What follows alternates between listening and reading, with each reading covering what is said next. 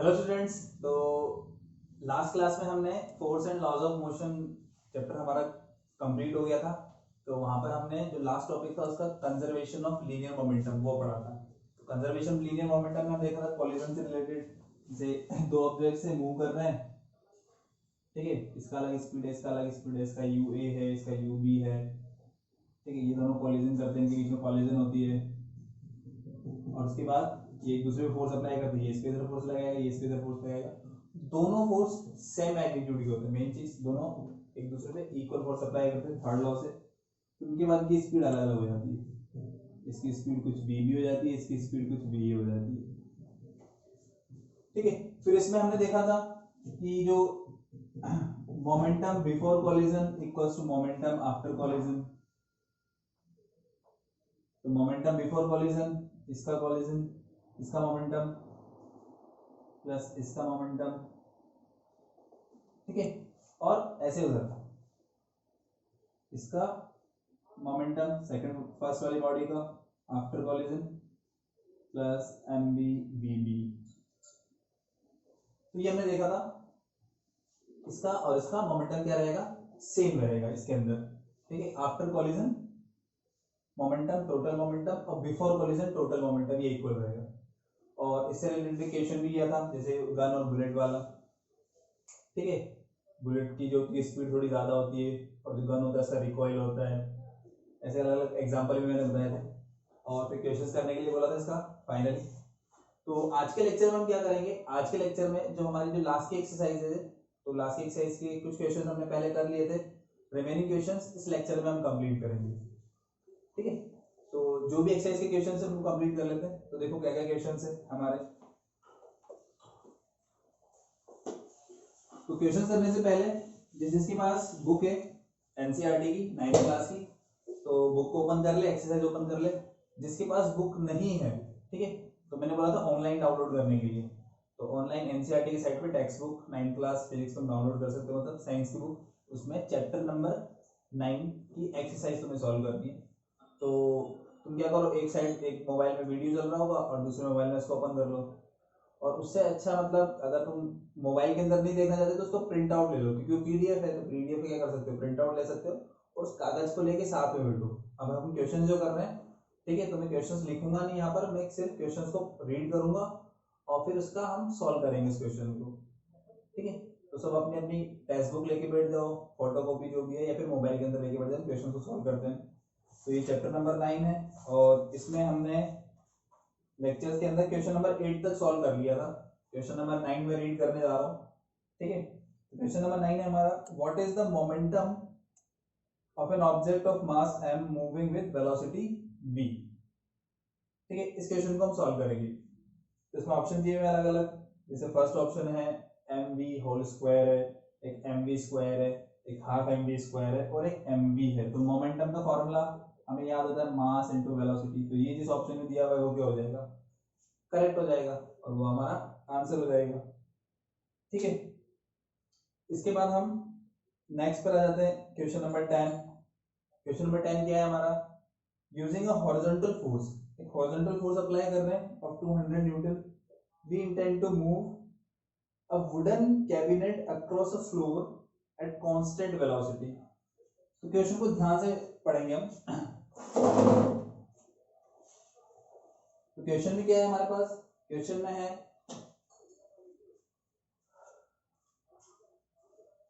एक horizontal force apply कर रहे हैं एक वुडन कैबिनेट को मूव करने की। मान लो ये वुडन कैबिनेट है, इस पर 200 न्यूटन का एक हॉरिजॉन्टल फोर्स हम अप्लाई कर रहे हैं और इसको करना है, मूव करना है।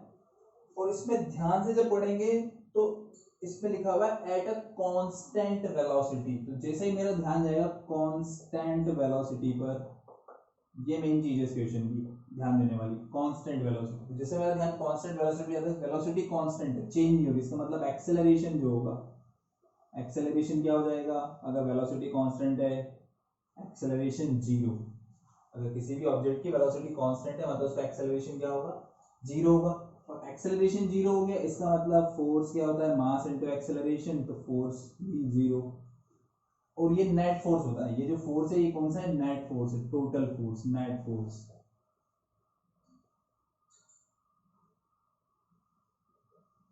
तो जिसका कांस्टेंट वेलोसिटी एक्सेलरेशन जीरो, तो नेट फोर्स भी क्या होगा, उस पर जीरो होगा।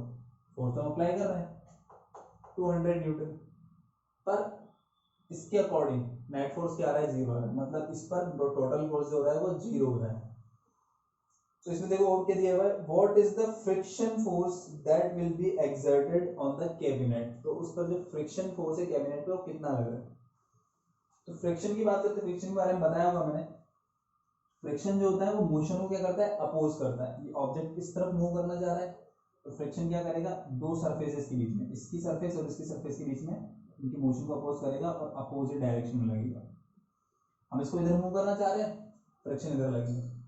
तो कोई भी ऑब्जेक्ट जिस डायरेक्शन में मूव करना ट्राई कर रहा है और या फिर मूव कर रहा है, तो फ्रिक्शन जो होता है वो हमेशा उसकी मोशन के डायरेक्शन को अपोज करता है, ठीक है।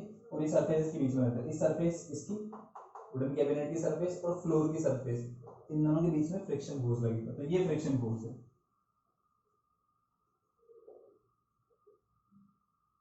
जैसे इस तरफ मूव कर रहा है, ये direction of motion, wooden cabinet की, तो उसके हमेशा अपोजिट डायरेक्शन फ्रिक्शन लगेगा। ये फ्रिक्शन लग रहा है इस तरफ, ठीक है, ये 200 मीटर, और नेट फोर्स जीरो होना चाहिए, ठीक है। तो देखो नेट फोर्स जीरो कब होता है, जब फोर्स बैलेंस हो जाए। बैलेंस जब हो जाता है तो नेट फोर्स जीरो होता है। तो मतलब जितना फोर्स एक साइड से लग रहा है उतना ही फोर्स दूसरी साइड से अगर हम लगाएं तो उतने अमाउंट का फोर्स, तो उस पर नेट फोर्स जीरो हो जाएगा।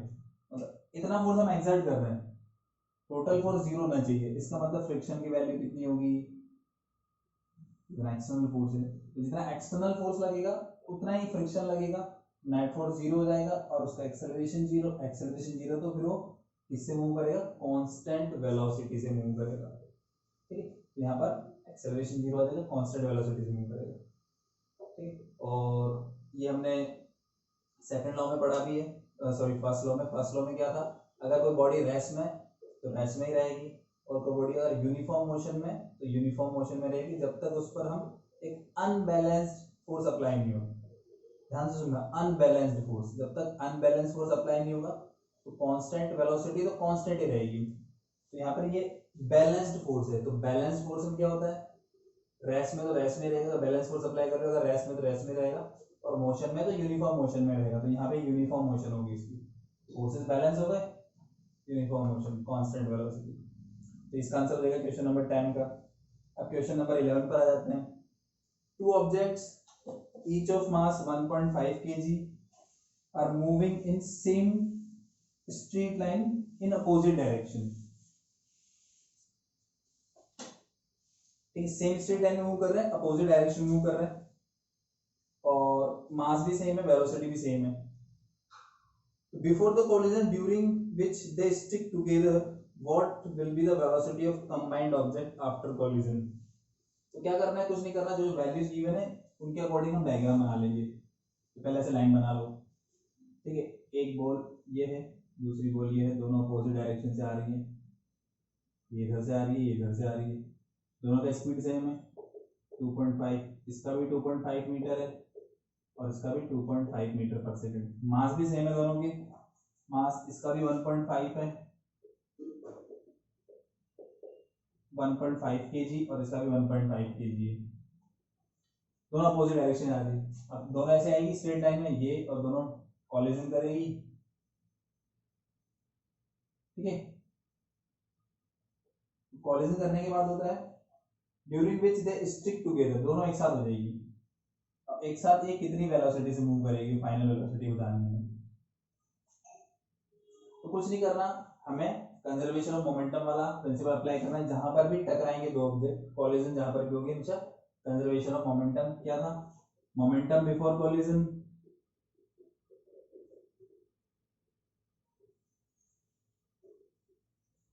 Equals to momentum after collision.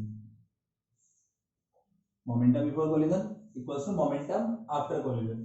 तो मोमेंटम बिफोर कॉलिजन, इसका मोमेंटम तो इसका मास इनटू इसकी वेलोसिटी, तो दोनों को मल्टीप्लाई कर दो, मल्टीप्लाई करना आता है तुम्हें, तो 1.5 को इससे मल्टीप्लाई करेंगे तो ये अप्रोक्स 3.75 आएगा, ठीक है। और इसको इससे मल्टीप्लाई करेंगे तभी 3.75 आएगा। पर यहाँ पर ये जो है मोमेंटम है, लीनियर मोमेंटम जो होती है वेक्टर क्वांटिटी होती है, ध्यान से सुनना। मोमेंटम क्या है? वेक्टर क्वांटिटी है। अगर तुम इस डायरेक्शन को पॉजिटिव ले रहे हो, जैसे ये एक्स वाई एक्सिस तुमने मान लिया ऐसे, तो इधर पॉजिटिव एक्सिस ले रहे हो तो इधर जो जा रहा होगा वो नेगेटिव एक्स एक्सिस होगी। तो ये जो है ये इस तरफ मूव कर रहा है, ये जो है ये इधर मूव कर रहा है, तो दोनों की जो मोशन की डायरेक्शन अपोजिट है। अगर इसके मोमेंटम को तुम पॉजिटिव लोगे, इस डायरेक्शन के मोमेंटम को पॉजिटिव लोगे, तो इस डायरेक्शन के मोमेंटम को तुम्हें नेगेटिव लेना पड़ेगा। ध्यान से सुनना, ये वेक्टर क्वांटिटी डायरेक्शन चेंज होगी तो साइन चेंज हो जाएगा, प्लस की जगह माइनस हो जाएगा। तो इसको प्लस ले रहे हैं तो फिर इसके मोमेंटम को माइनस लेंगे। तो मोमेंटम बिफोर कोलिजन, तो इधर टोटल मोमेंटम इसका प्लस इसका माइनस, ये equals to momentum after collision. Total mass इसका 1.5 इसका 1.5, क्योंकि दोनों एक साथ चिपक गई, स्ट्रेक हो गई है, तो टोटल मास यूज में लेंगे। 1.5 plus 1.5 3 into velocity v, mass into velocity, solve कर लेंगे तो 0 इक्वल्स टू 3v, मतलब वेलोसिटी क्या हो जाएगी? 0 आ जाएगी। तो ये हमारा आंसर हो गया क्वेश्चन नंबर 11 का। अब आ जाते हैं क्वेश्चन नंबर 12 के ऊपर। क्वेश्चन नंबर 12 क्या है?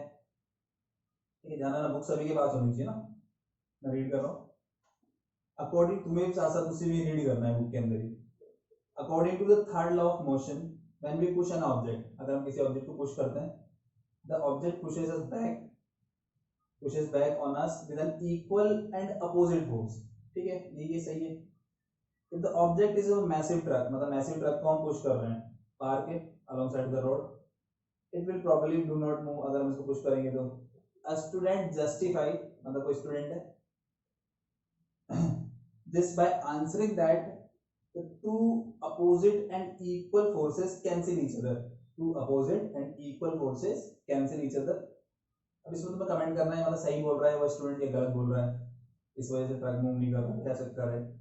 तो देखो, थर्ड लॉ ऑफ मोशन में क्या होता है? दो ऑब्जेक्ट्स एक दूसरे को फोर्स अप्लाई करते हैं। जैसे यहाँ पर भी ड्यूरिंग कोलिजन एक दूसरे को फोर्स अप्लाई कर रहे हैं, ये इस पर इधर फोर्स लगा रहा है और ये वाला इस पर इधर फोर्स लगा रहा है, दोनों एक दूसरे को अपोजिट डायरेक्शन में फोर्स लगा रहे हैं।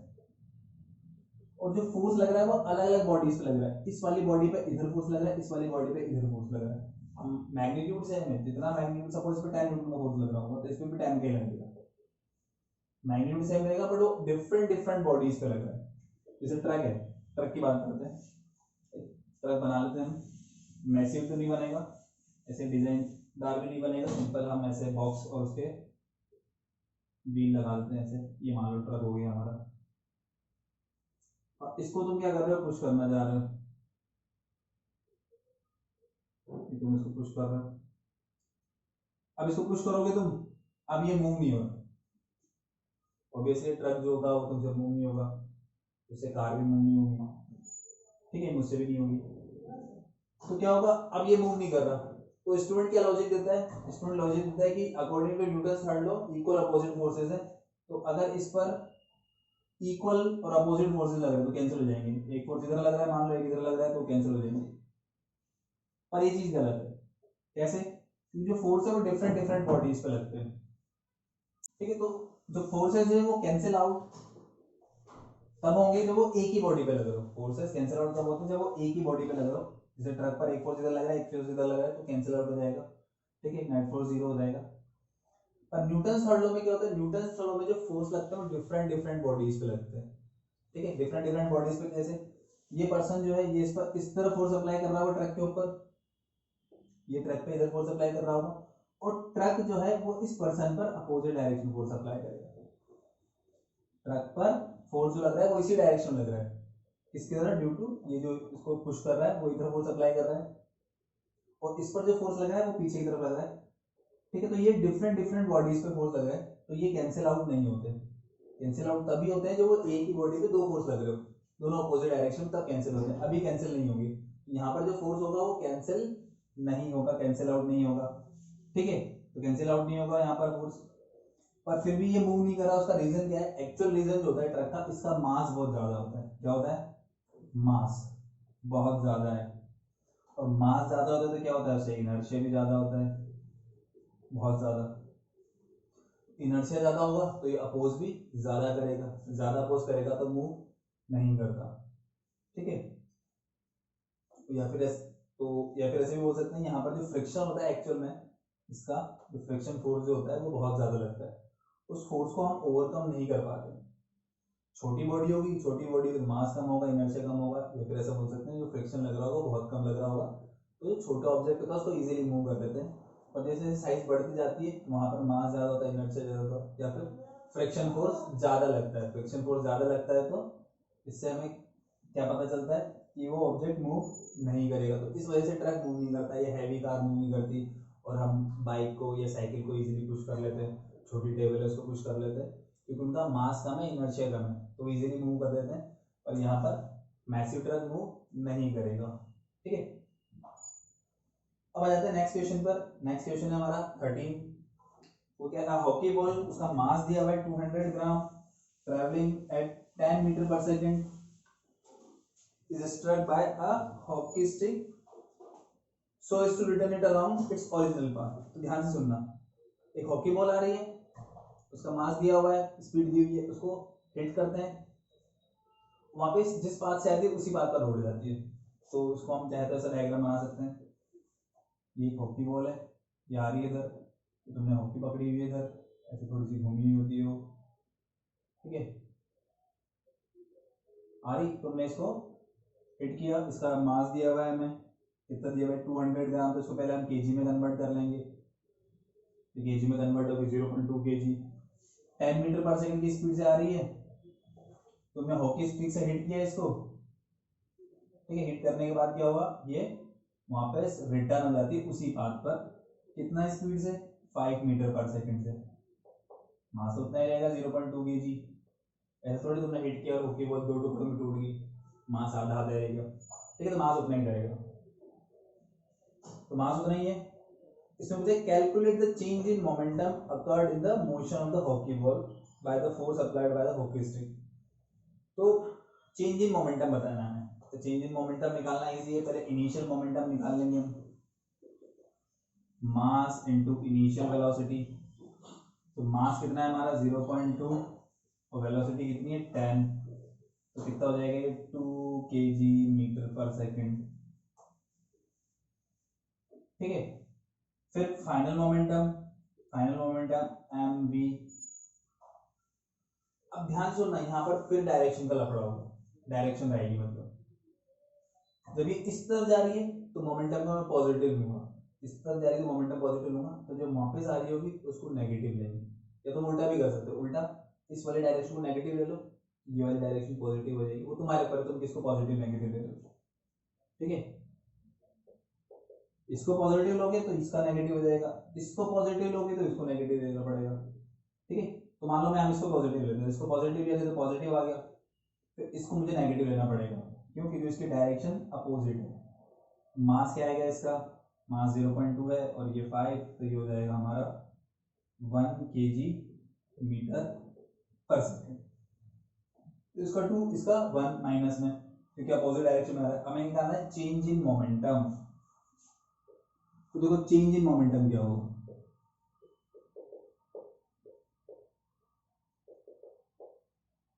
तो चेंज इन मोमेंटम आएगा हमारा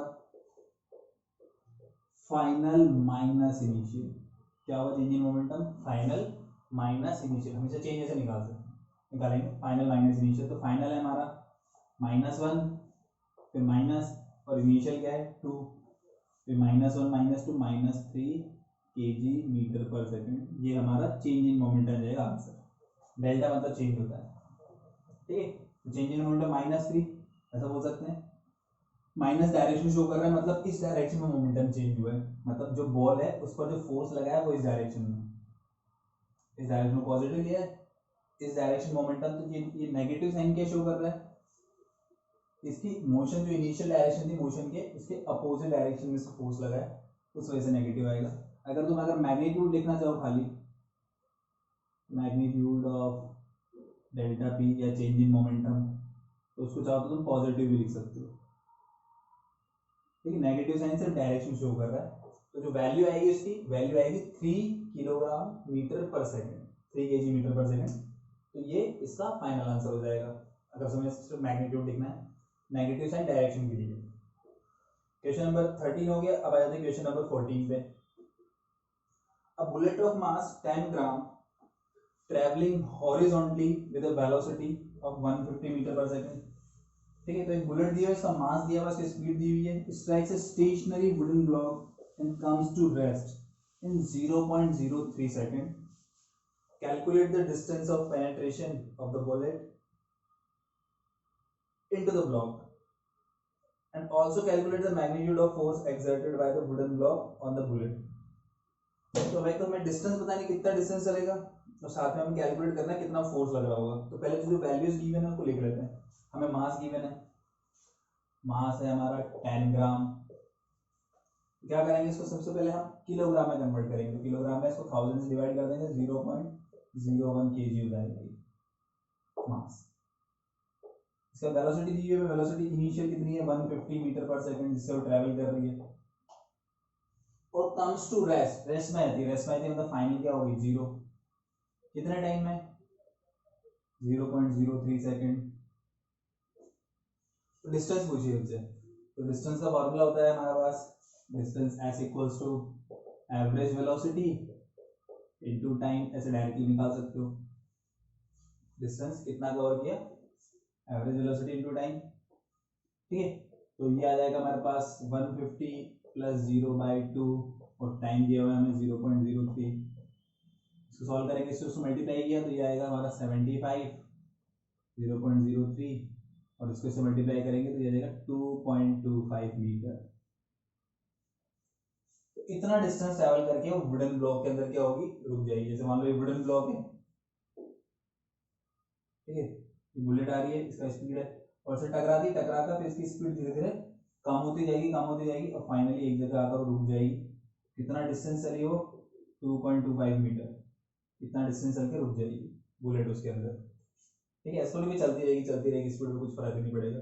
यहाँ पे क्या होता है, ये इसको रेजिस्ट करती है मोशन, इसको फोर्स अप्लाई करती है कंटिन्यूसली किस पर, इस पे बुलेट पर, और उसकी स्पीड धीरे धीरे धीरे धीरे कम होती जाएगी और यहाँ रुक जाएगी फाइनली। इतना डिस्टेंस है और क्या इतना। ठीक है, इसको चाहो तो हम एक्सेलरेशन से भी निकाल सकते थे, मतलब पहले एक्सेलरेशन फाइंड कर लेते v minus u by T. Acceleration 0 minus 150 by 0.03। ठीक है, इसको सॉल्व करते थे, याद था हमारे पास 1500 मतलब और डिवाइड बाई 3 करते तो minus 5000 metre per second square, मतलब रिटार्डेशन। फिर इसके बाद क्या करते हैं, सेकंड इक्वेशन अप्लाई कर लेते हैं, ut plus half A T square, u का t का और इसका वैल्यू पुट कर देते तब भी आ जाता। तो ऐसे भी निकाल सकते थे डिस्टेंस को एक्सेलरेशन फाइंड करके, और ऐसे भी फाइंड कर सकते हैं डायरेक्टली। और हमें क्या निकालना था, और इस पर फोर्स कितना लग रहा है, जो रिटार्डिंग फोर्स लग रहा है वो फोर्स कितना लग रहा है। तो फोर्स का फॉर्मूला होता है मास इनटू एक्सेलरेशन। इससे निकाल सकते थे मास कितना है 0.01 kg और एक्सेलरेशन कितना है हमारा, सॉल्व करेंगे इसको, ये 50 न्यूटन आ जाएगा नेगेटिव में। ठीक है, नेगेटिव साइन क्या शो कर रहा है कि जो फोर्स है वो मोशन की अपोजिट डायरेक्शन में लग रहा है, फोर्स है वो मोशन की अपोजिट डायरेक्शन में लग रहा है, इसलिए नेगेटिव। अगर तुम ये भी लिख सकते हो कि जो force is a force of F equals to 50 Newton, force of 50 Newton is acting opposite to the direction of motion। तो ये मैग्नीट्यूड है, तो यहाँ माइनस साइन, अगर तुम 50 न्यूटन लिखते हो तब भी सही आंसर तुम्हारा। और माइनस साइन से क्या पता चलता है कि फोर्स जो है वो मोशन के अपोजिट डायरेक्शन में है। ऐसा लिखो या फिर ऐसे लिखकर ऐसा लिख दो, force is acting in the opposite direction of motion 50 Newton का, तब भी सही है। ठीक है, क्वेश्चन नंबर 14 हो गया। अब आ जाते हैं क्वेश्चन नंबर 15 पर। तो 15 क्या है, ऑब्जेक्ट उसका मास दिया हुआ है 1 kg, travelling in straight line with velocity 10 metre per second, mass दिया हुआ है, स्पीड दी हुई है। ठीक है, और collides with stationary wooden block of mass 5 kg, मतलब जिससे कोलाइड कर रहा है वुडन ब्लॉक से उसका भी मास दिया हुआ है। Then they both move together in the same straight line, calculate the total momentum just before the impact and just after the impact, and also calculate the velocity of the combined। ठीक है, तो ये जो सब लिखा हुआ है इसको हम पहले ऐसे बना लेते हैं एक तरह से। जैसे मान लो ये है हमारा वुडन ब्लॉक, ये वुडन ब्लॉक है, मास है इसका 5 kg और स्टेशनरी, मतलब इसका जो स्पीड है इनिशियल और 0 है। और है हमारे पास एक ऑब्जेक्ट है, उसका मास है 1 kg, ठीक है, 1 kg मास है इसका, और इसका स्पीड दिया हुआ है हमें 10 metre per second, 10 metre per second से आ रहा है, इससे टकराता है और टकराने के बाद इसी में चिपक जाता है। तो चाहो तो तुम इसको ऐसे भी बना सकते हो कि इसके आकर इसके अंदर धस जाएगी, बुलेट, अगर बुलेट की तरह मान दो इसको,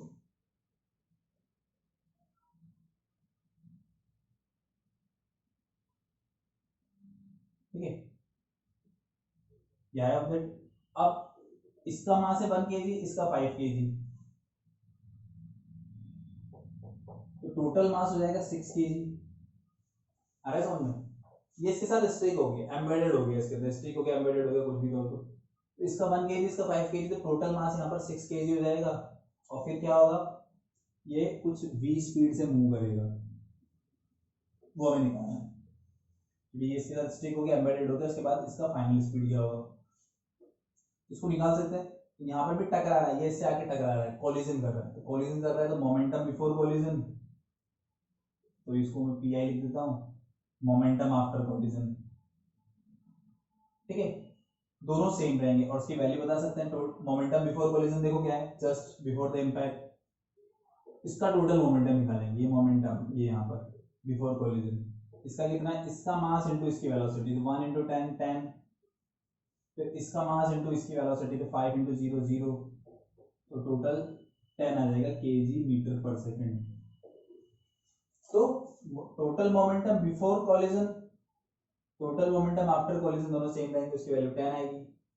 अब मान लो मुझे v की वैल्यू निकालने है, इसको कैलकुलेट कर सकते हैं, momentum before collision 10, momentum after collision इसका 6, मास इनटू वेलोसिटी 6 इनटू v, ये तो मोमेंटम मास इनटू वेलोसिटी, तो v की वैल्यू हो जाएगी 10/6 5/3 मीटर पर सेकंड। तो ये हमारा आंसर हो जाएगा किसका, इसका। तो सिंपल कॉलिजन वाला momentum before collision equals to momentum after collision, और हमारा क्वेश्चन सॉल्व हो गया। तो क्वेश्चन नंबर हमारा 15 सॉल्व हो गया। अब आ जाते हैं 16 पर। 16 में क्या दिया हुआ है, an object of mass 100 kg is accelerated uniformly from a velocity 5 to 8 in 6 seconds. तो यहां से हम सिंपली फाइंड कर सकते हैं, जो जो वैल्यूज गिवन है पहले उनको लिख लो, और फिर जो क्वेश्चन पूछा है उसको हम सॉल्व कर लेते हैं। देखो क्या क्या है, मास है 100 kg, एक्सेलरेशन यूनिफॉर्म है, और उसकी वेलोसिटी इनिशियल 5 है और 5 से 8 हो जाती है, इतने टाइम में 6 सेकंड में, ये दिया हुआ है। मैं इनिशियल फाइनल मोमेंटम बताना, मैग्नीट्यूड ऑफ फोर्स बताना है। तो इनिशियल मोमेंटम पी आई लिख देता हूँ, mass into initial velocity, mass कितना है उसका 100, वेलोसिटी कितनी है 5, 100 into 5 that means 500 kg metre per second. Final momentum, ये फाइनल वेलोसिटी और mass m into V, 100 into 8 कितना देगा 800 kg मीटर पर सेकंड। और क्या पूछा है, और पूछा है फोर्स, तो फोर्स हो जाएगा हमारा M B minus M U upon T, इसे निकाल सकते हो। Change in momentum upon time, second law of motion, तो ये 800 माइनस 500 डिवाइड बाय 6, 300/6 50 न्यूटन। तो ये हो गया हमारा आंसर इसका, क्वेश्चन नंबर 16 का भी आ गया। अब क्वेश्चन नंबर 17 पे जाते हैं, बहुत बड़ा क्वेश्चन है ये, जैसे तुम अगर बुक में देख रहे हो बहुत सारी लाइंस है, उसको मैं रीड करता हूँ, थोड़ा टाइम लगेगा। इसमें 3 पर्सन दिए हुए हैं, Akhtar, Kiran and Rahul, were riding in a motor car, एक कार मान लो कुछ भी, तो ऐसा इमेजिन करो जैसे कार में बैठे हुए तुम 3 जने हो, 2 तुम्हारे फ्रेंड्स हैं, एक तुम खुद हो, ठीक है। कार चल रही है हाईवे के ऊपर, ठीक ठाक स्पीड है 60-70 की, ठीक है, 4 लेन मानना है ना, प्रत्येक मिनट चला रहे हो, मतलब 60-70 स्पीड चला रहे हो, मतलब 4 लेन होगा वो, तो एक्सप्रेस वे लिखा हुआ है इस पे भी, हाई वेलोसिटी और एक्सप्रेस वे पे जा रहे हैं। When an insect hit the windshield, तो windshield मतलब वो आगे वाला कांच होता है कार का, and got struck on the windscreen, मतलब वो आता है उससे टकराता है और उसी में चिपक जाता है।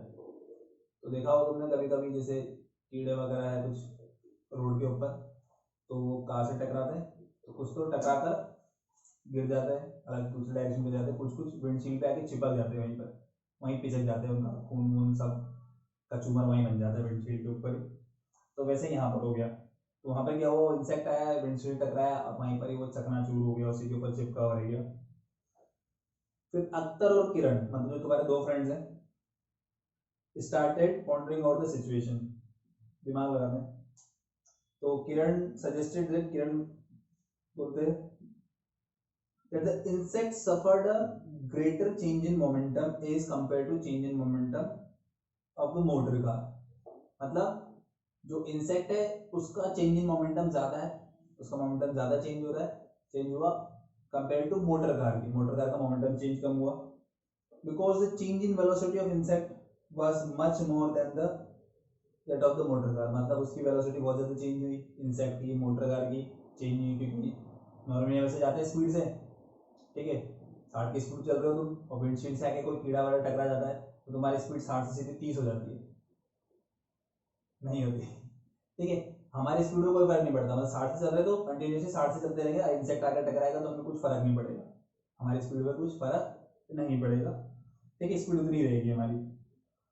तो ऐसा बोलते हैं कि स्पीड तो, और मच्छर तो चलते से उड़ रहा था, उड़ते उड़ते विंडशील्ड पे आके चिपक गया, उसका मोमेंटम वेलोसिटी ज्यादा चेंज हुई, वेलोसिटी ज्यादा चेंज हुई, तो किरण बोल रहा है कि उसका मोमेंटम बहुत ज्यादा चेंज हुआ कंपेयर टू कार का नहीं हुआ उतना, ठीक है। और फिर इसमें फिर अख्तर बोलता है, Akhtar said that since the motor car was moving with larger velocity, मतलब एक्सप्रेसिव चल रही है, बहुत हाई स्पीड से मूव कर रही है, it exerted a larger force on the insect, मतलब बहुत ज्यादा वेलोसिटी चल रही है तो इंसेक्ट पे जो फोर्स लग रहा है बहुत ज्यादा लगा, ठीक है। As a result insect died, insect मर जाता है। और फिर Rahul while putting in entirely new explanation, एक तो फाइनल अलग से एक्सप्लेनेशन लाता है, said that both the motor car and the insect experienced the same force, दोनों पे सेम फोर्स लगता है, and a change in momentum, मतलब मोमेंटम भी सेम चेंज, मतलब चेंज इन मोमेंटम वो भी सेम है, फोर्स भी सेम लग रहा है, तो तुम्हें कमेंट करना है, तुम्हें बताना कि कौन सही है कौन गलत है, तो तुम खुद से सोचो कि कौन सही है कौन गलत है, किरण सही है या अख्तर सही है, या फिर जो राहुल अलग ही एक्सप्लेनेशन दे रहा है वो सही है। तो देखो यहाँ पर क्या, अभी यहाँ पर भी क्या हो रही है, कोलिजन हो रही है, तो कोलिजन में क्या होता है, हमने बताया था दो ऑब्जेक्ट्स आप कोलाइड करते हैं, इसको रब कर देते हैं, एक बार फिर से याद दिला देते हैं, जब भी दो ऑब्जेक्ट्स कोलाइड करते हैं, कोलाइड करते हैं तो क्या होता है, ये और ये दोनों ने कोलिजन की, तो ये वाला इस पर इधर फोर्स लगाएगा और ये इस पर इधर फोर्स लगाएगा, तो दोनों एक दूसरे पर इक्वल फोर्स अप्लाई करते हैं। जब भी दो ऑब्जेक्ट्स कोलिजन होगी जब पर, तो जितना फोर्स पहली वाली बॉडी दूसरे पे लगाएगी, दूसरी वाली बॉडी पहले पर उतना ही फोर्स लगेगी, दोनों पे सेम फोर्स लगेगा, मतलब जितना फोर्स कार के विंडशील्ड पे लगा उतना ही फोर्स इंसेक्ट पे भी लगा होगा, जितना फोर्स कार के विंडशील्ड पे लगेगा उतना ही फोर्स इंसेक्ट पे भी लगेगा, दोनों पर सेम अमाउंट ऑफ फोर्स लगा, ठीक है। और जब हमने यहाँ पर कोलिजन वाला जब पढ़ा था हमने, ये बॉल जैसे आती है, कोलिजन करती है, कोलिजन के बाद फिर अलग स्पीड से आती है, तो दोनों एक दूसरे पे हमने लिखा था सेम फोर्स अप्लाई कर रहे हैं, बस ये माइनस साइन का शो कर रहा था वहां पर कि डायरेक्शन अपोजिट है, जिस पे इधर फोर्स लगा रहा है ये इस पे इधर फोर्स लगा रहा है। फिर फोर्स को हम सेकंड लॉ से चेंज इन मोमेंटम लिखा था हमने, पहले का चेंज इन मोमेंटम मतलब M A B, final momentum, initial momentum,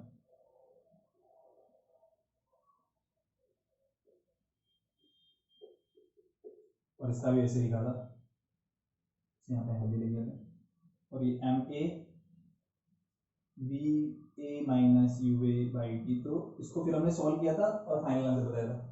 यहाँ पर भी ये चेंज इन मोमेंटम ए है, ये चेंज इन मोमेंटम बी है, दोनों का चेंज इन मोमेंटम सेम होता है, जितना मोमेंटम कार का चेंज हुआ होगा उतना ही मोमेंटम इंसेक्ट का भी चेंज हुआ है, दोनों का मोमेंटम सेम चेंज हुए हैं, बस डायरेक्शन अपोजिट है, इंसेक्ट का इस डायरेक्शन में जिस डायरेक्शन फोर्स लगा उस डायरेक्शन में, कार का just opposite direction momentum change हुआ है, तो यहाँ पर मोमेंटम भी दोनों के सेम चेंज हो रहे हैं और फोर्स भी दोनों पे सेम लग रहा है। तो ये कौन बता रहा है, ये बता रहा है राहुल। तो राहुल क्या है, राहुल ध्यान से क्लास में ध्यान अच्छे से देता है, अच्छे से पढ़ाई करता है, न्यूटन्स थर्ड लॉ उसने अच्छे से पढ़ा, और चेंज इन मोमेंटम भी उसने अच्छे से पढ़ा, law of conservation of momentum, तो उसने सही एक्सप्लेनेशन दिया। और जो किरण और अख्तर थे वो जो क्लास में पढ़ा रहे थे ध्यान से, सही से ध्यान नहीं कर रहे थे, बातें दे रहे थे, कुछ भी कर रहे थे, तो उनसे ये वो अलग एक्सप्लेनेशन दिया। तो मतलब जो यहाँ पर सही कौन है, यहाँ पर राहुल सही चीज़ बता रहे हैं। क्या बता रहा है, दोनों एक दूसरे पे equal amount of force apply कर रहे हैं, ठीक है, मोमेंटम दोनों का सेम चेंज हो रहा है। पर एक्चुअल में होता क्या है, कार की ऐसा हो सकता है कार का इनिशियल मोमेंटम बहुत ज़्यादा है, कार का जो मोमेंटम है वो बहुत ज़्यादा होता है, मतलब लार्जर बॉडी है, मास ज़्यादा है, बहुत ज़्यादा मास है, वेलोसिटी भी ज़्यादा है, उसका मोमेंटम बहुत ज़्यादा होता है, और उस पर जो फोर्स अप्लाई हुआ ड्यू टू इंसेक्ट ने जो उसके ऊपर फोर्स अप्लाई किया वो फोर्स बहुत ही कम है। अब एक छोटा सा कीड़ा कितना फोर्स लगा ले, तो फोर्स इतना कम है कि उसका मोमेंटम जो है वो नेग्लिजिबल चेंज होता है। कार की स्पीड में चेंज भी नहीं आता, कार की स्पीड में चेंज नहीं होता क्योंकि उसके ऊपर जो फोर्स अप्लाई हुआ ऑलमोस्ट नेग्लिजिबल था, तो उसकी वजह से कार की स्पीड चेंज नहीं होती।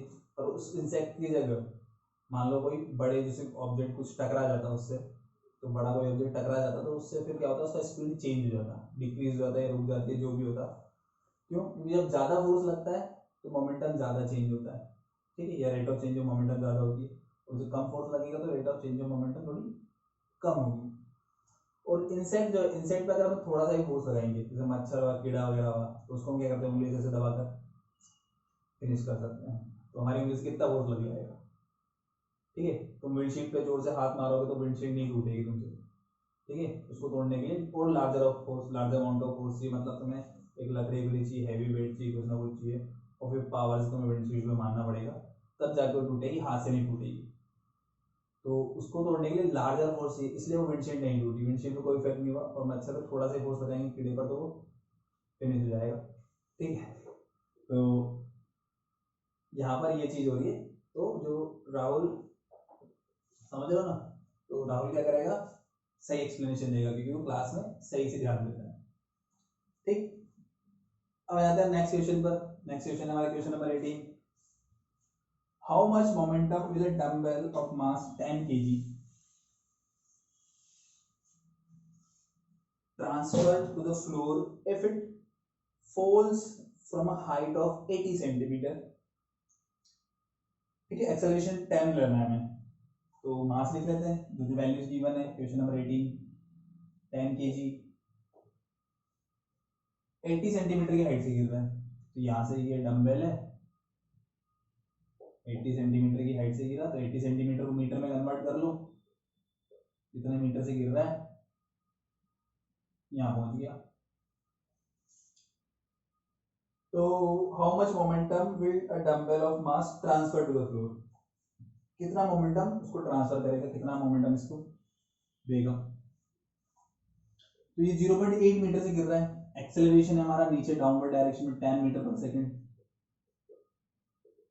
और ये इनिशियल वेलोसिटी यहाँ पर 0 है, क्योंकि गिरेगा तो यहाँ पर हाथ में रहेगा, वो स्पीड 0 रहेगी, छूट गया हाथ से, नीचे गिरी जमीन पर, इनिशियल वेलोसिटी 0। तो मैं यहाँ फाइनल वेलोसिटी बता सकता हूँ जिससे ये स्ट्राइक कर रहा है, कितनी स्पीड से स्ट्राइक कर रहा है वो फाइंड कर सकते हैं, मतलब कितनी स्पीड से आके टकराएगा इससे, ठीक है। तो यू है, बी हमें फाइंड करना है, ये है हमारे पास। तो थर्ड इक्वेशन जो होती है वो होती है v square equals to U square plus 2as, initial velocity 0, a का वैल्यू 10, s का वैल्यू 0.8, v स्क्वायर, तो v स्क्वायर इक्वल सॉल्व करेंगे इसको, तो ये आ जाएगा हमारा 16 या फिर 4 मीटर पर सेकेंड। तो ये जो डंबल है ये 4 मीटर पर सेकेंड से स्ट्राइक करेगा, इसको कितना 4 मीटर पर सेकेंड से स्ट्राइक करेगा। तो इसका मोमेंटम क्या होगा जब ये स्ट्राइक कर रहा होगा, जब ये इसको स्ट्राइक कर रहा होगा, इसका मोमेंटम होगा m इंटू बी, मास, कितना मास है 10 kg का डंबल है 4 की स्पीड से, तो 40 kg मीटर पर सेकेंड इसका मोमेंटम होगा, ठीक है। और ये गिर के क्या होगा, रुक जाएगा, तो इसका मोमेंटम कहाँ गया, इसका मोमेंटम क्या किया इसने, इसको फ्लोर को ट्रांसफर कर दिया, फ्लोर के ऊपर फोर्स अप्लाई करेगा मतलब फ्लोर को ट्रांसफर कर दिया इसने मोमेंटम, इसका मोमेंटम हो जाएगा 40 kg, जितना मोमेंटम है तो उतना ये क्या करेगा, इसको ट्रांसफर कर देगा, फ्लोर को ट्रांसफर होगा 40 kg मीटर पर सेकेंड, ठीक है। 40 इसका आंसर हो जाएगा हमारा, ठीक है। उसमें एडिशनल एक्सरसाइज पे जाते हैं, एडिशनल एक्सरसाइज में A1 A2 A3 A4 A5 ऐसे क्वेश्चंस दिए हुए हैं। तो जो A1 वाला क्वेश्चन है उसमें क्या दिया हुआ है, उसमें बना हुआ है हमारा टेबल बनी हुई है टाइम की और डिस्टेंस की, time 0 distance 0, time 1 distance 1, time 2 distance 8, time 3 distance 27, time 4 distance 64, time 5 distance 125, ऐसे और भी दिए हुए हैं।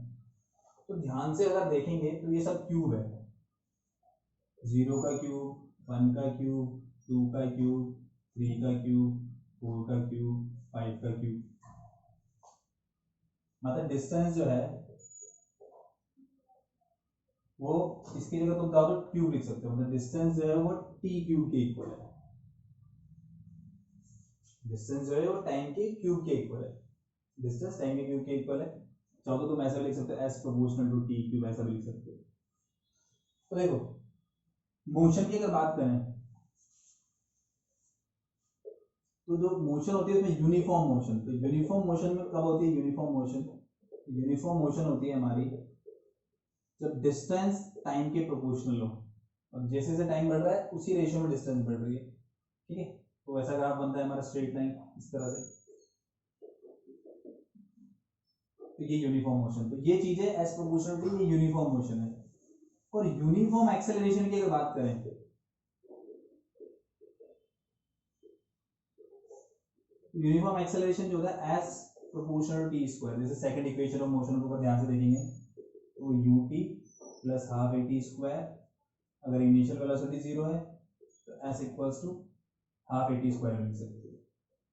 यहाँ एक्सेलरेशन कांस्टेंट होता है हमारा s t स्क्वायर के प्रोपोर्शनल, s आ रहा है या t स्क्वायर आ रहा है, तो ये s प्रोपोर्शनल t स्क्वायर ये यूनिफॉर्म एक्सेलरेशन शो कर रहा है। पर ये वाली जो मोशन की जो टेबल बनी हुई है हमारी, इसमें क्या रहा है s proportional to t cube आ रहा है, तो t क्यूब अगर आ रहा है तो ये जो होगा ये हो जाएगा हमारा नॉन यूनिफॉर्म एक्सेलरेशन। ये क्या है हमारा नॉन यूनिफॉर्म एक्सेलरेशन है। एस अगर मान लो क्वेश्चन में ऐसा होता है 1 पे 1, 2 पे अगर 4, 3 पे 9, 16, 25, ये स्क्वायर होता फिर सारा, और फिर मैं इसको बोल सकता था कि ये जो है ये क्या है, ये यूनिफॉर्म एक्सेलरेशन है। क्या है ये? यूनिफॉर्म एक्सेलरेशन है। ठीक है, और इसकी जगह मान लो अगर ऐसे दिया होता 1 पे 1 है, 2 पे 2 है, 3 पे 3 है, 4 पे 4 है, 5 पे 5 है, तो इसका मैं बोल देता ये यूनिफॉर्म मोशन है। तो ऐसे हम बता सकते हैं। तो जो हमारा क्वेश्चन आया, क्वेश्चन में क्या आया? क्वेश्चन में आया हमारा 1 पे 1, फिर 8, फिर 27, फिर 27 के बाद फिर 64, फिर 125, दैट मींस ये नॉन यूनिफॉर्म एक्सेलरेशन है। तो नॉन यूनिफॉर्म एक्सेलरेशन हो जाएगा। तो इसमें ए जो फर्स्ट है हमारा, what conclusion can you draw about the acceleration? तो acceleration non uniform acceleration है। ठीक है, is it constant, increasing और decreasing और zero? तो acceleration जो continuously increase हो रहा है, बढ़ता जा रहा है। कैसे? वो जो जैसे जैसे डिस्टेंस जो है हमारी, देखो कितना स्पीड से चेंज हो रही है। पहले सेकंड में 1, दूसरे सेकंड में 8 होगी, पहले सेकंड में 1, दूसरे सेकंड में सीधा 7 से बढ़ गई, फिर नेक्स्ट 27, फिर कितने से बढ़ गई? 19 से, फिर 64 हो गया। तो ऐसे बहुत ज़्यादा रेट से इंक्रीज हो रही, मतलब यहाँ पर जो एक्सेलरेशन कंटिन्यूसली बढ़ता जा रहा है। ठीक है, अगर मैं लिखना चाहूँ तो मैं ऐसा लिख सकता हूँ, यहाँ से ए जो होगा वो टी के प्रोपोर्शनल होगा, जैसे जैसे टाइम बढ़ेगा एक्सेलरेशन बढ़ता जाएगा। और यहाँ से मैं लिखना चाहूँ तो यहाँ से लिख सकते हैं कि ए जो है वो कांस्टेंट होगा।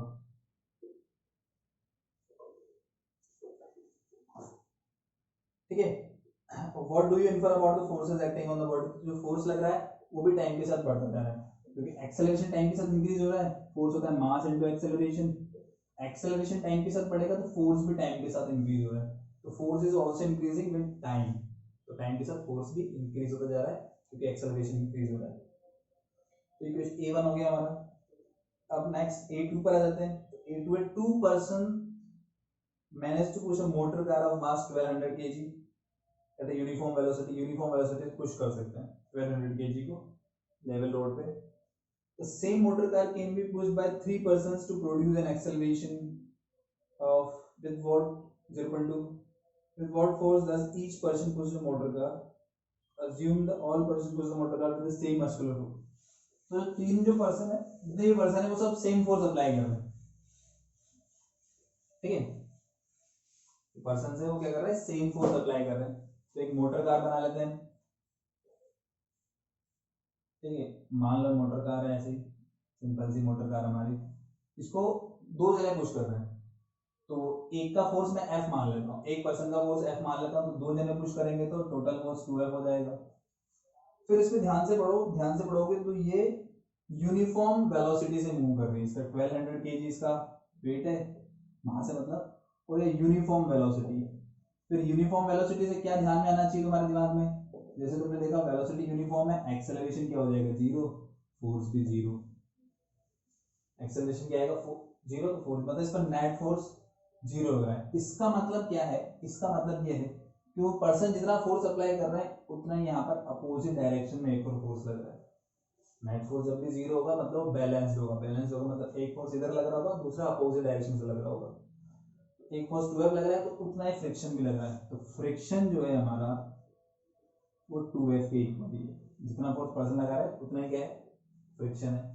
तो ये क्या कर रहा है, यूनिफॉर्म वेलोसिटी से मूव कर रहा है। अब नेक्स्ट पार्ट है क्वेश्चन में, क्वेश्चन का नेक्स्ट पार्ट है, क्वेश्चन का नेक्स्ट पार्ट है, अब दो की जगह 3% फोर्स लगा रहे हैं, तो 2F की जगह हो जाएगा 3F, 2F की जगह 3F फोर्स हो जाएगा। अब एक्सेलरेशन दिया हुआ है हमें, एक्सेलरेशन जो है कितना प्रोड्यूस कर रहे हैं, 0.2 मीटर पर सेकंड स्क्वायर, तो फोर्स कितना हो जाएगा हमारा, टोटल फोर्स मतलब नेट फोर्स जो इस पे लग रहा है, नेट फोर्स लिख लेता हूँ मैं, मास है 1200, 0.2, तो ये हो जाएगा हमारा, सॉल्व करेंगे तो 240 न्यूटन, 240 न्यूटन, ठीक है। सॉल्व करना आता है इतना आ जाएगा। ये नेट फोर्स है, क्या है ये, नेट फोर्स है। अब इस डायग्राम में देखो नेट फोर्स कितना दिख रहा है तुम्हें, इस डायग्राम में ध्यान से देखेंगे तो इधर लग रहा है हमारा 3F और इधर लग रहा है 2F, इधर लग रहा है 3F, तो फ्रिक्शन चेंज नहीं होता। कोई भी बॉडी जो है वो अगर हॉरिजॉन्टल ऐसे रखी हुई है तो अगर उसको तुम मास चेंज नहीं करोगे तो फ्रिक्शन चेंज नहीं होता है, ठीक है। तो तो ज्यादा पर्सन फोर्स लगाएंगे तो वो इजीली मूव हो जाती है। जैसे किसी भी चीज की बात करें, जैसे कार है, कार को तुम धक्का देना चाह रहे हो, अकेला पुश करना चाह रहे हो नहीं होगी कार पुश, तुम दो जने पुश करना चाह रहे हो फिर भी नहीं होगी, और 3 या 4 जने आ जाओगे तो पुश होने लग जाएगी, मूव करने लग जाएगी वो।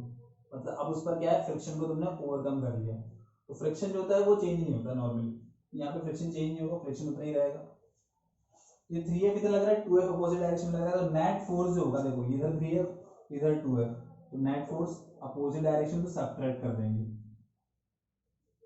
सेम डायरेक्शन में ऐड करेंगे और अपोजिट डायरेक्शन सब्ट्रैक्ट कर देंगे, तो 3F इधर लग रहा है, 2F इधर लग रहा है, तो नेट फोर्स जाएगा F, तो नेट फोर्स को मैं यहाँ F लिख दूंगा। तो एक पर्सन कितना फोर्स लगाएगा, F मतलब जो एक पर्सन फोर्स लगा रहा था, तो एक पर्सन फोर्स लगाएगा 240 न्यूटन का, ठीक है। तो ये 2 का आंसर हो जाएगा। अब A3 पे जाते हैं। A3 है हैमर, हैमर दिया हुआ है, ठीक है, उसका मास 500 ग्राम है, तो सबसे पहले उसको केजी में कन्वर्ट कर लो, जैसे ग्राम में देखा केजी में कन्वर्ट करो, कैसे करेंगे, उसको 1000 से डिवाइड कर देंगे तो ये 0.5 kg आ जाएगा। मूविंग एट स्पीड, स्पीड दी हुई है इसकी 50 मीटर पर second, initial speed, strikes a nail, nail को स्ट्राइक कर रहा है, the nail stops the hammer in a very short, तो nail stops, stops मतलब velocity zero, nail stops the hammer मतलब velocity zero in very short time, time कितना 0.01 second, ये सब वैल्यू दी हुई है। what is the force on the nail, what is the force of the nail on the hammer, मतलब nail कितना force लगा रही है हैमर के ऊपर, तो ये हैमर होता है ऐसा हमारा,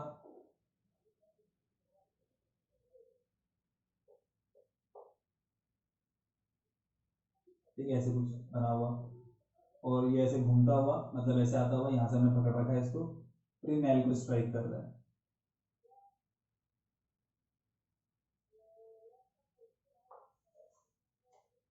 इसने इसके ऊपर फोर्स लगाया, ठीक है।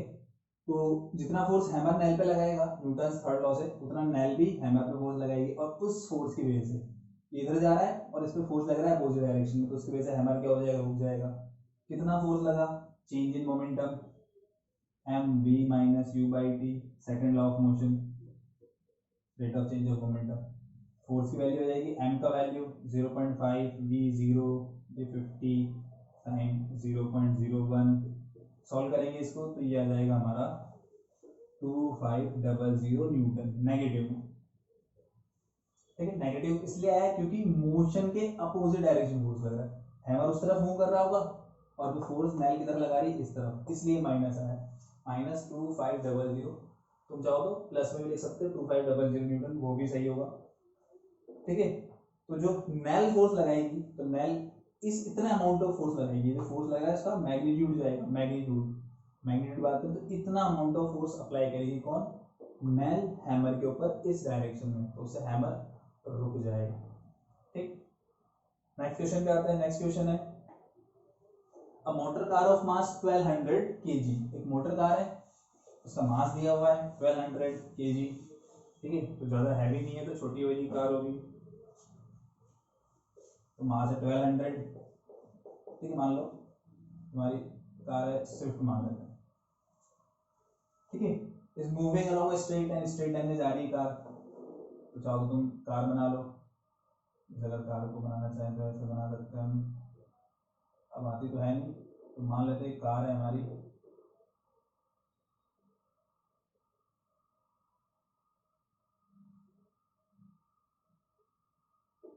ठीक है, सिंबल बना लेते हैं इस पर, मर्सिडीज बेंज बना लो।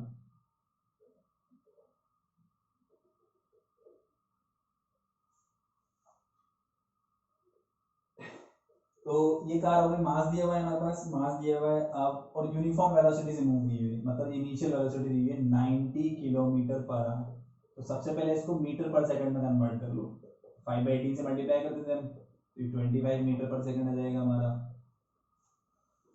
फिर अब velocity it's velocity slow down to 18 kilometre, मतलब फाइनल वेलोसिटी दिया हुआ है 18 किलोमीटर पर आवर तक उसकी स्पीड कम हो जाती है। इसको फिर हम मीटर पर सेकंड में कन्वर्ट कर लेंगे फटाफट, 5 मीटर पर सेकंड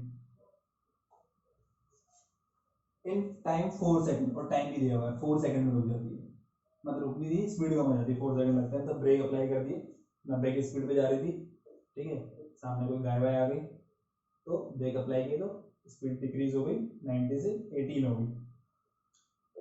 अब उसमें मुझे calculate the acceleration and change in momentum और फोर्स बताना है, तो कर लो कैलकुलेट, एक्सेलरेशन निकाल लो। एक्सेलरेशन क्या होता है हमारा, a equals to v minus U by T, 5 minus 25 divide by T का वैल्यू 4, तो ये -20/4 that mean -5 metre per second निकला। तो ये रिटार्डेशन और स्पीड डिक्रीज हो रही है इसलिए नेगेटिव आया है, ये हो गया 5 मीटर पर सेकंड का हमारा एक्सेलरेशन। चेंज इन मोमेंटम, तो चेंज इन मोमेंटम होता है हमारा, क्या होता है इधर लिख लेते हैं, change in momentum final momentum minus initial. ठीक है, इसमें डायरेक्शन चेंज नहीं हो रही है, कार इधर ही जा रही है, पहले स्पीड 25 थी फिर बाद में 5 हो गई, डायरेक्शन चेंज नहीं, तो final momentum mass into velocity, initial mass into velocity, mass को तो इधर लिख लेता हूं मैं, कितना है 1200, वेलोसिटी पहले मतलब बाद में 5, पहले थी 25, तो 1200 इंटू 20 सॉल्व करेंगे तो 0 0 0 24,000। ठीक है, सही है ना?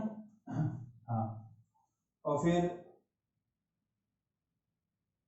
फोर्स कितना लग रहा है, फोर्स भी पूछा है, तो फोर्स निकालने के लिए क्या करते हैं, फोर्स आ जाएगा हमारा, चलो तो मास इंटू एक्सेलरेशन से कर सकते हो, मास इंटू एक्सेलरेशन, मास कितना है 1200, एक्सेलरेशन 5, तो ये हो जाएगा हमारा 6000 न्यूटन।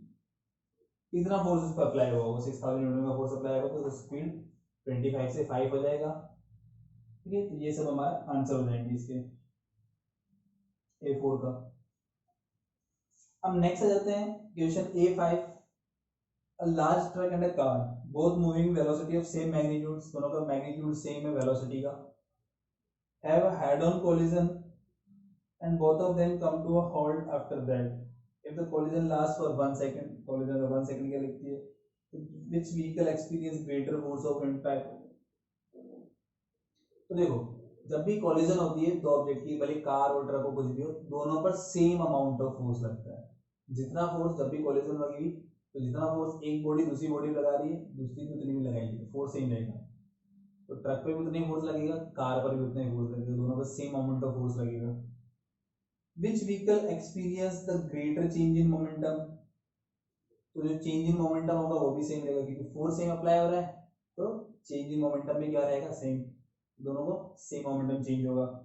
फिर which vehicle experiences the greater acceleration, ठीक है, तो एक्सेलरेशन किसका ज्यादा होगा, तो दोनों का इनिशियल स्पीड दोनों की सेम है, दोनों की फाइनल स्पीड भी सेम है, क्योंकि रुक जाती है वो, तो इनिशियल स्पीड भी सेम है, फॉर्मूला ये होता है हमारा, इनिशियल भी सेम है, फाइनल भी सेम है, टाइम वन सेम है, तीनों चीज सेम है, उनका एक्सेलरेशन भी क्या होगा, सेम होगा, ठीक है। तो डायरेक्शन अपोजिट है, एक पे फोर्स लग रहा होगा, दूसरे पे अपोजिट डायरेक्शन में, तो एक्सेलरेशन डायरेक्शन अलग अलग होगी, पर वैल्यू सेम आएगी।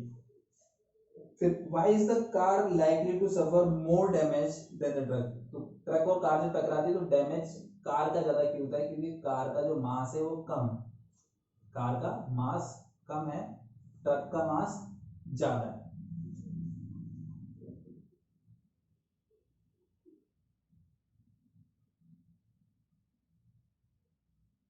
ठीक है, तो यहां पर हम देखते हैं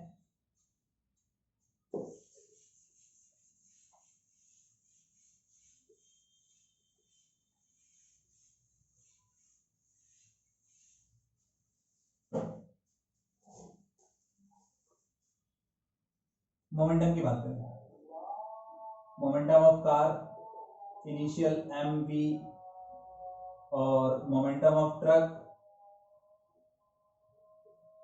तो मोमेंटम देखें तो मोमेंटम ट्रक का ज्यादा होगा, किससे, कार से,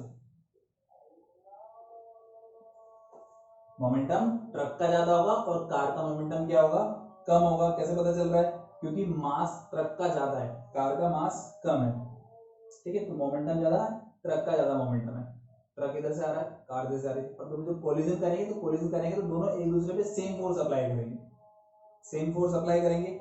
फिर यहाँ पर लिखा हुआ है both of them come to a halt after that, दोनों टकराने के बाद रुक जाते हैं, मतलब फाइनल मोमेंटम कार का भी जीरो हो जाता है और ट्रक का भी जीरो हो जाता है, फाइनल मोमेंटम, ठीक है।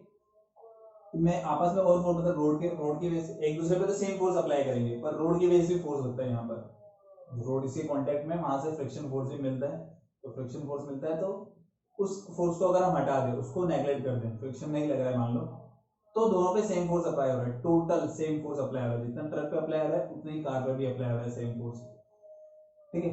फिर यहाँ पर देखिए दोनों के जो मोमेंटम है वो जीरो हो जाते हैं फाइनली, तो अगर यहाँ पर टोटल अगर देखेंगे तो इसका मोमेंटम ज्यादा था, जीरो हो गया, इसका मोमेंटम कम था, ये भी जीरो हो गया, तो इसका जो मोमेंटम चेंज हुआ, ठीक है, वो थोड़ा कम होगा, और इसका जो मोमेंटम चेंज होगा वो थोड़ा ज्यादा होगा, इसका चेंज इन मोमेंटम ज्यादा होगा, इसका चेंज इन मोमेंटम कम होगा। पर यहाँ पर जो रोड की वजह से भी फोर्स लग रहा है, किसकी वजह से फोर्स लग रहा है, रॉड जो है उसकी वजह से फ्रिक्शन फोर्स लग रहा है, तो वो भी उसको डिक्रीज कर रहा है स्पीड को, यहाँ पर एक से ज्यादा फोर्स लग रहा है, एक्सटर्नल फोर्स भी लग रहा है, तो जब एक्सटर्नल फोर्स लगता है सिस्टम के ऊपर, तो फिर वहां पर कंजर्वेशन ऑफ मोमेंटम अप्लाई नहीं कर सकते, मतलब momentum before collision equals to momentum after collision apply नहीं कर पाएंगे, अगर वहां पर फ्रिक्शन भी आ जाएगा तो, ठीक है। तो और फिर इसमें लिखा why is the car likely to suffer more damage in the truck, तो इसलिए इसकी वजह से ये हो रहा है क्योंकि इसका जो मोमेंटम ज्यादा है, बहुत ज्यादा मोमेंटम है, फिर ज्यादा मोमेंटम से जब वो हिट कर रही है उसके ऊपर, कार के ऊपर, और कार की जो बॉडी होती है वो वैसे भी कमजोर होगी, कार की बॉडी कमजोर होगी, तो क्या होगा, उसको जो डैमेज है वो पूरी सिकुड़ जाएगी, और ट्रक जो होता है पूरा लोहा होता है, उसकी हार्ड बॉडी होती है, तो इस वजह से हमें कार जो है वो ज्यादा डैमेज दिखती है, ठीक है। तो जो मेन रीजन तो ये हो जाएगा कि मोमेंटम जो है ट्रक का ज्यादा मोमेंटम है उसका, ठीक है, और कार का मोमेंटम कम है, तो मोमेंटम ट्रक का ज्यादा है, कार का कम है, तो उस वजह से जो होती है कार ज्यादा डैमेज होती है। तो क्वेश्चन नंबर A5 भी हो जाएगा हमारा, तो आई थिंक तुम्हें समझ में आया होगा थोड़ा बहुत। तो ये हमारे क्वेश्चंस हो गए इसके कंप्लीट, ठीक है। अगर कोई क्वेश्चन तुम्हें समझ में नहीं आया है तो उसको कमेंट सेक्शन में पूछ सकते हो, कमेंट बॉक्स में, किसी क्वेश्चन पर्टिकुलर समझ में आया तो उसको एक बार फिर से हम समझा देंगे। अब तुम्हें यहाँ होमवर्क क्या करना है, होमवर्क जो है वो तुम्हें क्वेश्चन ही करना है, एनसीईआरटी कंप्लीट हो गए, ठीक है, तो अब कौन से क्वेश्चन करना है, तो अब तुम्हें क्वेश्चन करना है एग्जाम्पलर के, जैसे तुम्हें टेक्स्ट बुक मिलती है एनसीईआरटी की, वैसे तुम्हें एनसीईआरटी की एग्जाम्पलर भी ऑनलाइन मिल जाएगी, ठीक है।